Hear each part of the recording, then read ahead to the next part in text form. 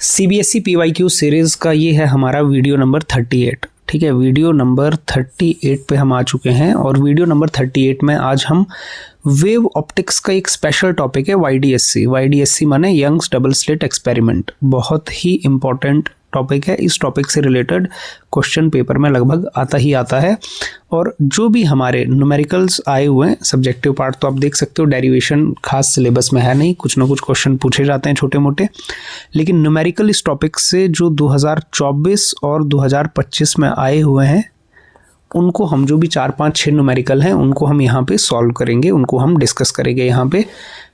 ठीक, तो wave optics के और भी कुछ न्यूमेरिकल्स होंगे उनको देखेंगे, अगर नेक्स्ट वीडियो हो पाया तो उसमें कर लेंगे डिस्कस।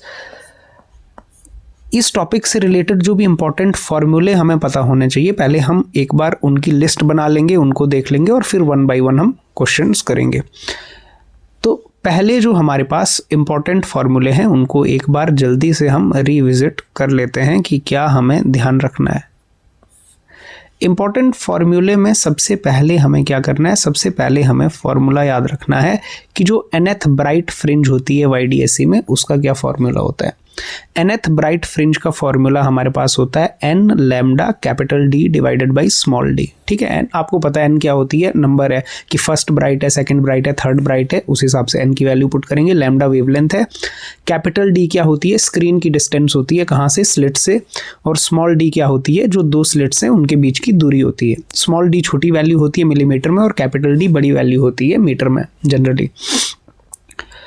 फिर हमारे पास दूसरा क्या आता है, दूसरा आता है nth डार्क फ्रिंज जो होती है, जो डार्क फ्रिंजेस होती है उनकी दूरी। ठीक है, उनकी दूरी कहाँ से, ये y क्या होती है, डिस्टेंस, कहाँ से, सेंट्रल ब्राइट से होती है ये डिस्टेंस, हमें पता है, सेटअप हमने देखा हुआ है। ठीक है, कुछ इस तरह से होता है सेटअप कि आपको पता है ये कुछ ऐसे सेटअप होता है, ये स्लिट 1 है, ये स्लिट 2 है, यहाँ पे स्क्रीन है, स्लिट से स्क्रीन की दूरी को बोलते हैं हम कैपिटल D, और यहाँ बीच में स्लिट्स के बीच वाले पॉइंट को सामने वाले को बोलते हैं ये सेंट्रल ब्राइट है, और यहाँ से दूरी देखी जाती है y ऊपर या नीचे की तरफ।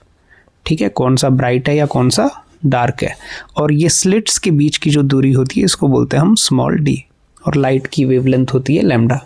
ठीक है, फिर हमारे पास जो डार्क होता है उसके लिए फॉर्मूला होता है 2n-1 lambda d divided by 2d। ठीक है, तो फर्स्ट अगर डार्क होगा तो n को 1 रखेंगे, सेकंड डार्क होगा n को 2 रखेंगे, एंड सो ऑन। तीसरा जो हमें याद रखना होता है वो होता है बीटा। बीटा माने फ्रिंज विड्थ। फ्रिंज विड्थ का फॉर्मूला होता है lambda d by small d। ठीक है, तो ये बीटा क्या है, ये है फ्रिंज विड्थ। ये भी हमें ध्यान रखना है कि फ्रिंज विड्थ का क्या फॉर्मूला है। ठीक है, फिर चौथा हमें फॉर्मूला क्या ध्यान में रखना है, चौथा फॉर्मूला हम ध्यान में रख सकते हैं कि जो फेज डिफरेंस है उसका पाथ डिफरेंस के साथ क्या रिलेशन होता है। Phase difference is equal to k delta x, और यहाँ पर k का क्या मतलब होता है, k का मतलब होता है 2 पाई बाई लैम्डा। ठीक है, ये एक चीज हमें ध्यान हो सकती है।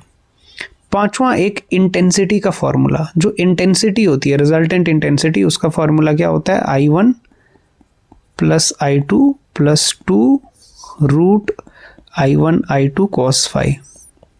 तो इंटेंसिटी का ये फॉर्मूला हम ध्यान में रख सकते हैं।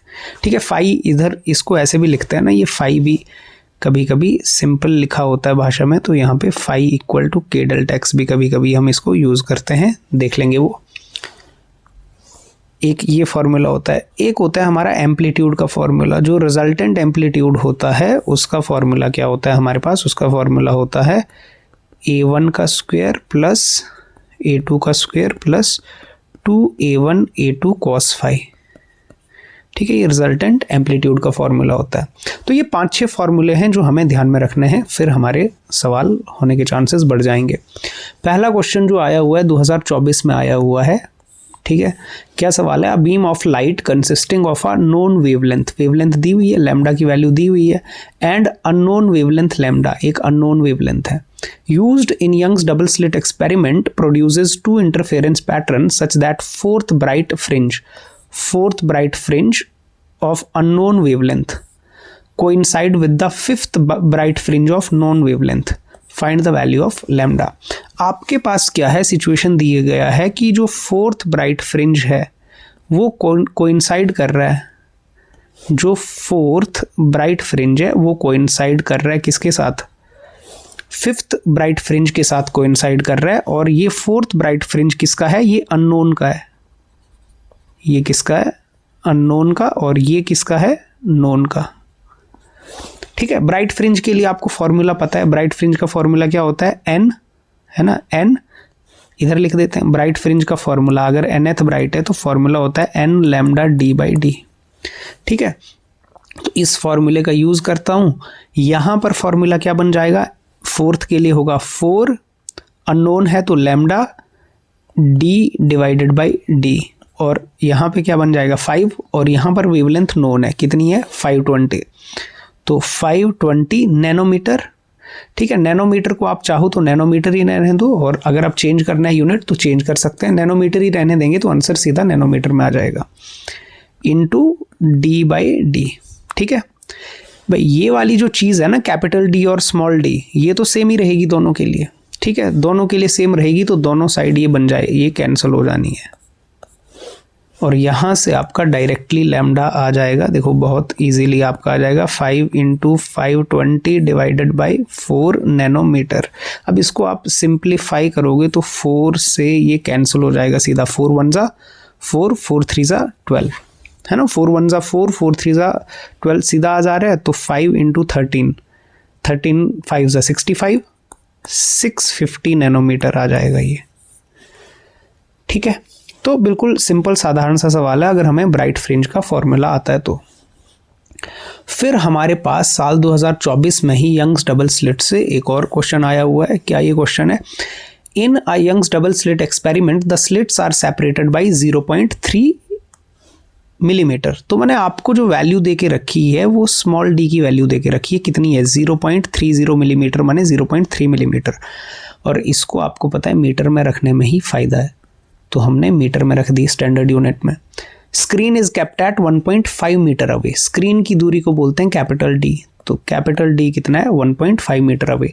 The wavelength of light used is 600 nanometre, wavelength कितनी दे के रखी है आपको 600 नैनोमीटर। अगर स्टैंडर्ड यूनिट में आप लिखना चाहें तो नैनोमीटर का मतलब 10 की पावर -9, तो 10 की power -9 metre. Calculate the distance between central bright and fourth dark fringe, fourth dark. अब आपको फॉर्मूला पता है कि भाई nth डार्क अगर होता है, nth डार्क होता है तो फॉर्मूला होता है 2n - 1 lambda D by 2d। आपको फोर्थ डार्क चाहिए कहाँ से, सेंट्रल ब्राइट से। डिस्टेंस ये होता ही सेंट्रल ब्राइट से है, ये जो फॉर्मूले में डिस्टेंस आता है ये कहाँ से आता है, सेंट्रल ब्राइट से।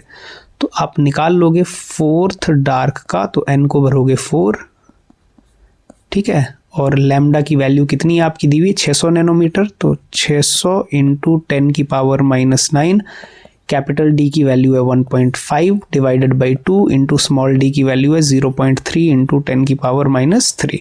अब इसको आप सिंप्लीफाई करते हो तो ये आ गया 7 इंटू, फिर आपके पास आ गया 6, 2 जीरोज आपके इंटू 1.5, 2 जीरो 9 में एडजस्ट हो गए तो 10 की पावर -7, -3 ऊपर चला गया, ऐड हो गया, और डिवाइड में बचा 0.6। ठीक है, यहाँ से आप डेसिमल हटा सकते हो, तो 7 इंटू 6 इंटू यहाँ पे आपने 1.5 का डेसिमल हटा दिया तो नीचे 10 आ गया, नीचे 6 का डेसिमल हटा दिया तो ऊपर 10 आ गया। ठीक है, और इंटू आ गया 10 की पावर, ये पावर्स अगर ऐड हो जाएंगी आपकी तो 10 की पावर -4। ठीक है, फिर आपका 6 से 6 कैंसिल, 10 से 10 कैंसिल, तो 15 इंटू 7 105, ठीक है, इंटू 10 की पावर -4 मीटर। तो इतना मीटर आएगा, या इसको हम बोल सकते हैं आपके पास 1.05 इंटू 10 की पावर -2 मीटर। ठीक है, मीटर में इतनी ये डिस्टेंस आएगी। तो ये हमने मीटर में निकाल लिया, चाहो तो आप सेंटीमीटर मिलीमीटर में भी निकाल सकते हो।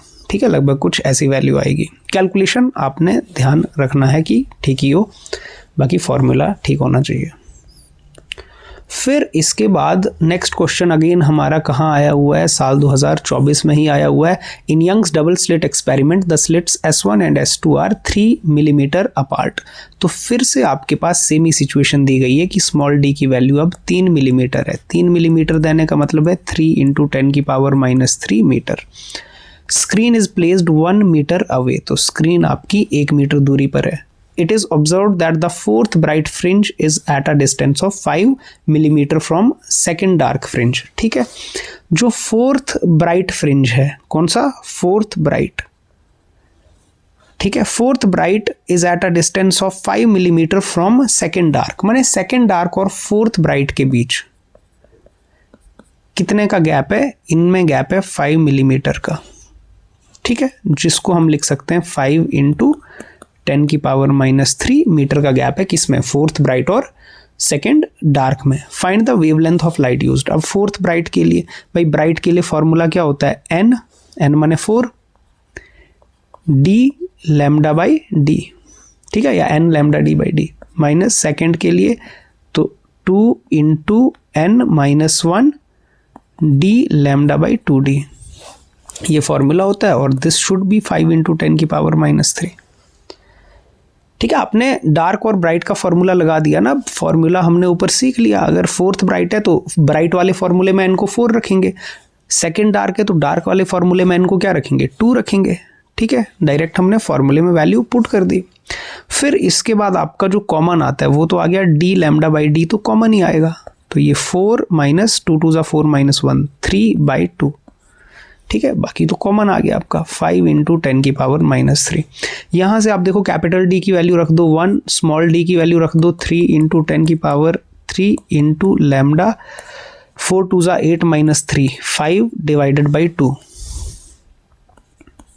ठीक है, 4 × 2 = 8 हो गया, 8 - 3 5 × 10⁻³ अब इजीली आप कैलकुलेशन करोगे, 5 से 5 क्या हो जाएगा, कैंसिल हो जाएगा। आप यहाँ से लैम्डा निकाल सकते हो। कैसे लैम्डा आएगा, 2 डिवाइड हो रहा है, 3 डिवाइड हो रहा है, दूसरी साइड मल्टीप्लाई हो जाएगा, तो 2 भी मल्टीप्लाई में जाएगा, 3 भी मल्टीप्लाई में जाएगा, 10⁻³ ये सब कुछ डिनोमिनेटर से मल्टीप्लाई में जाएगा, और उधर क्या बचा हुआ है, 10⁻³ है। ठीक है, तो उसको तो हमने कर लिया मल्टीप्लाई, तो यहाँ से लैम्डा मेरे पास कितना आ गया, 6, 2 3 = 6 इंटू बेस सेम है तो पावर ऐड होती है, 3 3 = 9 नहीं कर देना है, बेस सेम है। कैलकुलेशन का ध्यान रखना है, पेपर में छोटी छोटी कैलकुलेशंस गलत हो जाती हैं कई बार, तो बेस सेम है, पावर ऐड हो जाएगी, 10⁻⁻6 आएगा, और ये आ गया मीटर। ठीक है, इतने मीटर होगा। और इसको अगर नैनोमीटर में कई बार ना MCQ आ जाता है बाई चांस, तो नैनोमीटर में अगर लिखा हो तो नैनोमीटर के लिए आप कैसे कन्वर्ट करोगे इसको, नैनोमीटर होता है 10⁻⁻9, तो आप क्या करोगे, 1000 से मल्टीप्लाई करोगे, 1000 से डिवाइड करोगे, है ना, तो आप नैनोमीटर में भी कन्वर्ट कर सकते हो। ठीक है, सेम वैल्यू आ रही है हमारे पास, हाँ सेम वैल्यू आ रही है, तो आप फिर ऐसे 6000, ठीक है, 1000 से मल्टीप्लाई किया, 1000 से डिवाइड किया, 1000 ऊपर गया तो नैनोमीटर, 6000 नैनोमीटर आ सकता है नैनोमीटर में। ठीक है, फिर हमारे पास जो नेक्स्ट है, नेक्स्ट क्वेश्चन क्या है हमारे पास, क्वेश्चन नंबर 33 है। Light consisting of 2 wavelength 600 nanometre and 480 nanometre is used to obtain interference fringes in double slit experiment. The screen is placed 1 metre away from the slits which are 1 millimetre apart. अब आपके पास फिर से situation क्या है भाई, 1 metre पे screen है, फिर स्मॉल डी की value 1 nanometre, slits which are 1 nanometre apart. Slits में जो गैप है वो नैनोमीटर में तो नहीं हो सकता, मिसप्रिंट है, वैसे मिलीमीटर होना चाहिए। ठीक है, तो इसको क्या करेंगे, इसको नैनोमीटर के हिसाब से करेंगे, तो ठीक है, एक बार इसको कंफर्म कर लेते हैं। चलिए, तो so it should be 1 millimetre. ठीक है, ये 1 मिलीमीटर, 1 मिलीमीटर। ठीक है, तो इसको हम क्या करते हैं, इसको यहाँ पे 1 मिलीमीटर लिखते हैं। 1 मिलीमीटर माने 10⁻³ metre. Calculate the distance of the third bright fringe on the screen from the central maximum for wavelength this. तो आपको पता है आपको क्या निकालना है, आपको निकालना है nth ब्राइट। nth ब्राइट का फॉर्मूला क्या हमने याद किया हुआ है, N D lambda divided by D. अब क्योंकि थर्ड ब्राइट है तो आपके पास n को रख देंगे 3, तो ये आ जाएगा 3d lambda divided by D. Values put करेंगे जैसे ही इजीली हमारे पास आंसर आ जाएगा 3 इंटू 1 इंटू लैम्डा क्या दिया है 600 नैनोमीटर, तो 600 नैनोमीटर, नैनोमीटर माने 10 की पावर -9 मीटर और स्मॉल d की वैल्यू 10 की पावर -3। तो ये इजीली हमारे पास कैलकुलेट हो रहा है। 3 6 18, 3 6 18 और 10 की पावर -9 है, ठीक है, और 2 0 हैं तो 2 ऐड हो गई है, नीचे 3 है, ऊपर जाके वो भी ऐड हो जाएंगे, ठीक। तो हमारे पास ये वैल्यू कितनी आ रही है 18 इंटू -9 प्लस 5, 10 की पावर -4 मीटर, या हम कह सकते हैं 1.8 इंटू 10 की पावर -3 मीटर, या हम कह सकते हैं 1.8 मिलीमीटर, ठीक है। 1.8 मिलीमीटर ये वैल्यू आ जाएगी आपकी। पहला जो पार्ट है ये फर्स्ट पार्ट है, ठीक है, फर्स्ट पार्ट के लिए ये चीज़ है। फिर हमसे सेकंड पार्ट भी एक पूछा है, find the least distance from the central maximum where the bright fringes due to both the wavelengths coincide, ठीक है। वो कितना लीस्ट डिस्टेंस है जहां पर दोनों के ही ब्राइट फ्रिंजेस कोइंसाइड कर जाएं। दोनों कौन, एक आपका 480 नैनोमीटर और एक 600 नैनोमीटर, ठीक है। ये मान लो आपका लैम्डा 1 है, ये लैम्डा 2 है, इन दोनों के ही क्या कर जाएं, इन दोनों के ही ब्राइट फ्रिंजेस कोइंसाइड कर जाएं। तो ब्राइट फ्रिंजेस कोइंसाइड करने का मतलब है हमारे पास, देखिए सेकंड पार्ट जो है, जो ब्राइट फ्रिंज, जो nth ब्राइट है किसका, फर्स्ट वाले का, वो कोइंसाइड होना चाहिए nth ब्राइट ऑफ सेकंड वाले से, ठीक है। ये बोलने का मतलब है। अब फर्स्ट वाले का जो ब्राइट फ्रिंज है उसको मैं बोल देता हूँ n, ये होता है formula N D lambda by D, तो n1 d तो सेम रहेगा, lambda 1 by D, small d भी सेम रहेगा, n2 d lambda 2 by D. अब ये तो हमारा कैंसिल हो जाएगा, ठीक है। स्क्रीन डिस्टेंस और स्लिट डिस्टेंस थोड़ी चेंज होगा, तो यहाँ से हमारा रिलेशन क्या बन जाता है, रिलेशन बन जाता है n1 lambda 1 is equal to n2 lambda 2। इसको कई बार याद भी रखा जाता है, जब कोइंसाइड करना है तो रिलेशन क्या होता है, n1 lambda 1 is equal to n2 lambda 2। यहाँ से आपका n1 बाई n2 निकल जाएगा,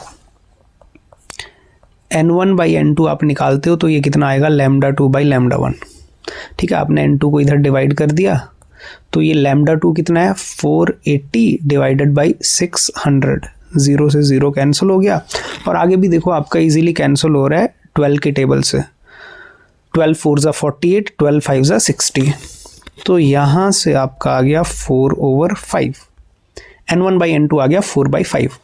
भाई इसका क्या मतलब है, n1 बाई n2 4/5 आ गया आपके पास, ये देखो n1 बाई n2 आ गया आपके पास 4/5। इसका मतलब है फर्स्ट वाला जो है, फर्स्ट वाला जो वेवलेंथ है उसका फोर्थ वाला ब्राइट और सेकंड वाले वेवलेंथ का फिफ्थ वाला ब्राइट कोइंसाइड करेंगे, ठीक है। इसका बेसिक मीनिंग क्या है, इसका मीनिंग है कि fourth bright of first, first माने कौन सा 600,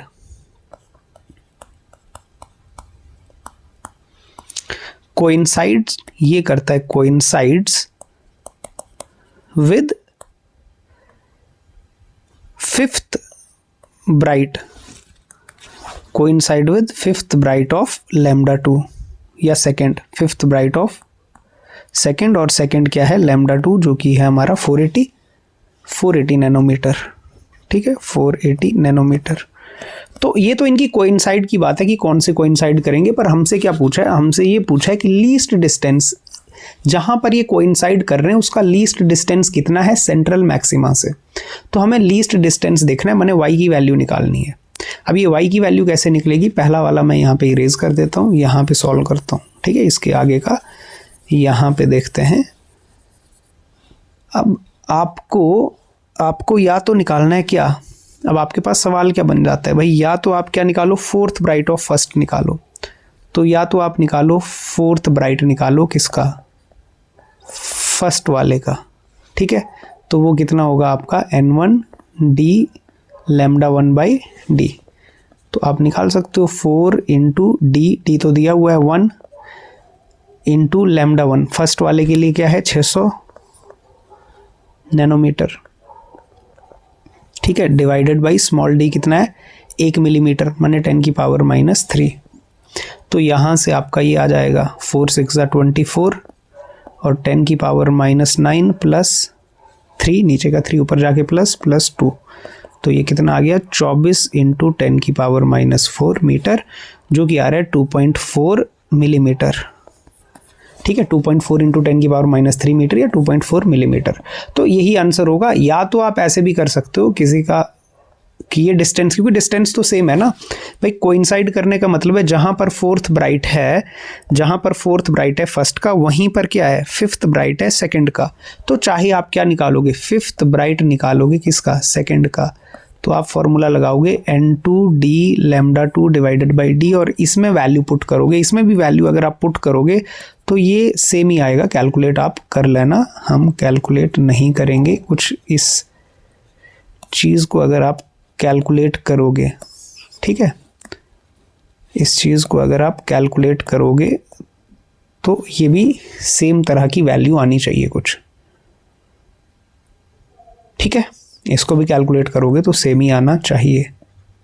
तो एक ही चीज़ को ही कैलकुलेट करनी है, या तो ये करना है या तो ये, क्योंकि हमें ये आइडिया लग गया कि कौन सा वाला ब्राइट फर्स्ट का कोइंसाइड कर रहा है सेकंड के ब्राइट के साथ, ठीक है।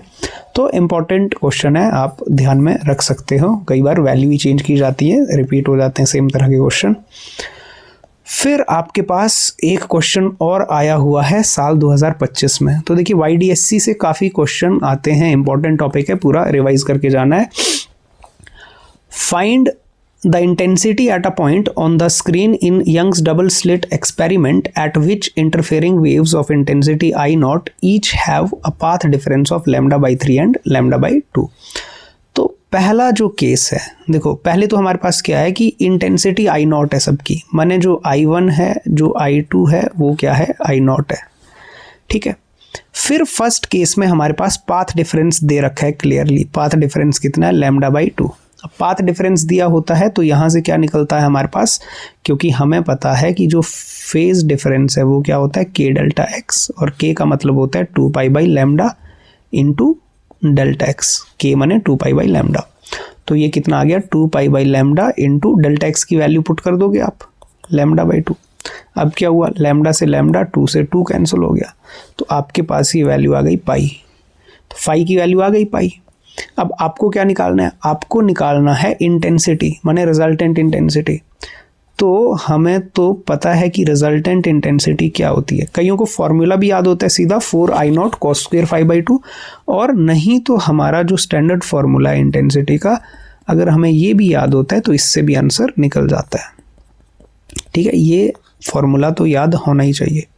जब I1 = I2 = I0 होता है तो इसके लिए एक ये फॉर्मूला भी होता है कई बार, जो आप डायरेक्ट याद रखते हैं आपके काम आता है, ठीक है। 4I0 cos² φ/2 कुछ इस तरह से आपका फॉर्मूला होता है। लेकिन हम क्या कर रहे हैं, बेसिक फॉर्मूला जो हमने लिखा है शुरू में उसी को यूज़ कर रहे हैं, ठीक है। उसको यूज़ करके हम देखते हैं, डायरेक्टली आंसर बनता है I0 + I0 2 I0 into I0 हो जाएगा ना, क्योंकि I1 = I2 = I0 है, तो ये आ जाएगा I0 का स्क्वायर cos पाई। तो ये वैल्यू आ गई हमारे पास 2I0 + 2I0 cos पाई होता है -1, तो ये कितना आ गया 2I0 - 2I0 which is equal to 0। तो इंटेंसिटी 0 होगी पहले वाले केस के लिए, तो ठीक है। यहाँ पे पुट करेंगे तो भी 0 आनी चाहिए, क्योंकि आप पाई रखोगे यहाँ पे π/2, cos π/2 0 होता है तो सब कुछ 0 हो जाएगा, ठीक है। तो इसको आप अगर ध्यान में रखना चाहें तो रख सकते हैं। फिर सेकंड क्या है आपके पास, सेकंड में पाथ डिफरेंस की वैल्यू है λ/2। तो अब क्या है, सेकंड वाले केस में पाथ डिफरेंस की वैल्यू ही चेंज हुई, बाकी सब कुछ काम सेम ही करना है। तो यहाँ से क्या हुआ, फाई क्या आ जाएगा, फाई होता है k डेल्टा x, k क्या होता है 2π/λ into delta x, delta x कितना अब λ/2, λ/2 है, पहले क्या था, पहले λ/3 था, ठीक है फर्स्ट केस में, तो हमने क्या कर दिया, उल्टा हो गया ना। चलो ठीक है, ये सेकंड केस पहले हो गया, ऊपर देख लेना आप, ये सेकंड वाला पार्ट ना पहले ही हो गया। हमने पहले ही केस में क्या कर लिया, हमने डेल्टा एक्स को λ/2 कंसिडर कर लिया ना, तो λ/2 तो सेकंड वाले केस में था, तो हमारा सेकंड का आंसर है ये 0, सेकंड का आंसर हमारा पहले ही हो गया। अब हम यहाँ पर फर्स्ट का आंसर करेंगे, ठीक है। तो हमसे जल्दबाजी में क्या हो गया, सेकंड का आंसर हो गया पहले, तो ठीक है कोई दिक्कत नहीं है, सेकंड का आंसर 0 ही आएगा, 0 आएगा ये। अब फर्स्ट वाले का आंसर करेंगे, तो फर्स्ट वाले के लिए ये पाई से पाई, ये लैम्डा से लैम्डा कैंसिल, नहीं, शुरू से देखते हैं, गड़बड़ हो गई ना ये। फर्स्ट वाले में क्या है, फर्स्ट वाले में λ/3 है, तो डेल्टा एक्स है λ/3। ऊपर जो भी है ये सेकंड का हो गया, ठीक है, सेकंड वाले पार्ट का λ/3। अब क्या है, अब लगाएंगे फाई का फॉर्मूला k डेल्टा एक्स, तो 2π/λ इंटू डेल्टा एक्स, तो यहाँ से आपका ये लैम्डा से लैम्डा कैंसिल हो गया और ये आ गया 2π/3, ठीक है, 2π/3 आ गया। अब आप फॉर्मूला लगाओगे सिंपली, तो फॉर्मूला क्या बन जाएगा, तो I is equal to I1 plus I2 plus 2 I1 I2 into cos phi. ये स्टैंडर्ड फॉर्मूला आपको बड़ी जगह काम आता है, तो इसका याद होना ज़्यादा ज़रूरी है। हालांकि आपको ये भी याद होगा, शॉर्टकट भी याद हो तो भी काम आएगा आपके, ठीक है, सीधा डायरेक्ट फिर आप लगा सकते हो उसको भी।